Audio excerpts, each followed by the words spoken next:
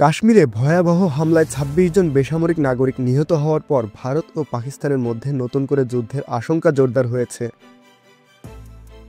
নিহত ব্যক্তিদের মধ্যে বেশিরভাগই ছিলেন পর্যটক। নয়াদিল্লি সরাসরি অভিযোগ করেছে পাকিস্তানের মদদেই এ হামলা হয়েছে। ইসলামাবাদ পাল্টা জানিয়েছে তারা ভারতের প্রতিশোধমূলক হামলার আশঙ্কা করেছে। এতে দুই দেশের মধ্যেই উত্তেজনার পারদ চড়েছে। অথচ এই দুই দেশের প্রতিবেশীর মধ্যে যুদ্ধ শুরু হলে তার প্রভাব শুধু উপমহাদেশেই নয়, পড়বে বিশ্বজুড়ে।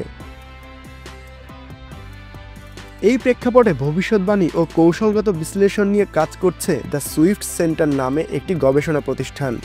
বিশ্বের বিভিন্ন অভিজ্ঞ পূর্বাভাসদাতাকে নিয়ে মূল্যায়ন করিয়েছে যে এই উত্তেজনা আসলে কোথায় গিয়ে ঠেকতে পারে। তারা ৫টি প্রশ্নে ভবিষ্যৎবাণী করেছেন। সেই বিবেচনায় দেখা যাক দুই দেশের এই উত্তেজনার সম্ভাব্য গতিপথ। আগামী ১৫ মে এর মধ্যে ভারত পাকিস্তানের মধ্যে ১০০ জন বা তার বেশি ইউনিফর্মধারী সেনা, পুলিশ বা মিলিশিয়া হতাহত হবে কি? পূর্বাভাসদাতারা বলেছেন এর সম্ভাব্যতা ৮.৫%, অর্থাৎ খুব বেশি নয়। বিশেষজ্ঞদের অনেকেই মনে করেন ২ সপ্তাহের মধ্যে বড় ধরনের রক্তক্ষয়ী যুদ্ধের সংখ্যা তুলনামূলকভাবে কম, যদিও সীমান্তে গোলাগুলি হতে পারে। ৩০ জুন ২০২৫-এর মধ্যে দুই দেশের মিলিয়ে ১০০০ জন সৈনিক হতাহত হবে কি? ১৫ মে এর মধ্যে ১০০ জনের বেশি হতাহত হওয়ার সম্ভাবনা ১৯%।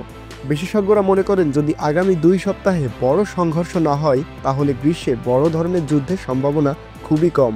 সিন্ধু পানি চুক্তি আবারও পুরোপুরি কার্যকর হবে কি ২০২৫ সালের ৩১ ডিসেম্বরের মধ্যে? যদি দুই দেশের মধ্যে সংঘাতে ১০০ জনের কম হতাহত হয় তাহলে সম্ভাব্যতা ৬৭%। যদি ১০০ জনের বেশি হতাহত হয় তাহলে সম্ভাব্যতা ২২%। ২০২৫ সালে ভারতের ঔষধ রপ্তানি কত হবে? যুদ্ধ পরিস্থিতির প্রভাব কেমন পড়বে?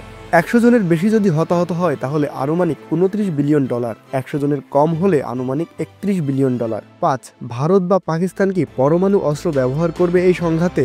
১০০ জনের বেশি হতাহত হলে সম্ভাব্যতা ৩.৩%, ১০০ জনের কম হলে সম্ভাব্যতা ১.৬%।